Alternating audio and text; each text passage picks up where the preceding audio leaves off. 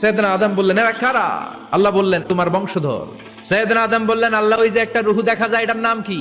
এটা তোমার ছেলে দাউদ, সে দুনিয়াতে নবী হয়ে আসবে। সাইয়েদনা আদম বললেন, মাবুদ, আমার ছেলে দাউদের কত বছর হায়াত আপনি দিয়েছেন? আল্লাহ বললেন, মাত্র 40 বছর। সাইয়েদনা আদম বললেন, মাবুদ, এত ফুটফুটে সুন্দর আমার ছেলে দাউদ, মাত্র 40 বছর দিলেন কেন? আল্লাহ, আপনি বাড়ায় দেন, আল্লাহকে বাড়ানো যাবে না, লেখা হয়ে গেছে। সাইয়েদনা আদম বললেন, আমার 1000 বছর থেকে 60 বছর আমি আমার ছেলেরে দিয়ে দিলাম। আর আদম আলাইহিস সালাম পেয়েছিলেন 1000 বছর, 60 কমে গেলে রইল কত? 940 বছর পৃথিবীতে থাকার পরে মালাকুল মাউত চলে এসেছে, এসে বলল, জিইতু আন আকবাদা রূহাক, রূহ কবজ করতে আসছি। আদম আলাইহিস সালাম বললেন, রূহ কবজ করতে আসছো মানে? আমি বাঁচবো 1000 বছর। মালাকুল মাউত বললেন, না না, ওই যে আগের কথা স্মরণ করেন, আপনি 60 বছর দিয়া দিয়েছিলেন। কয়, না, আমি দেই নাই।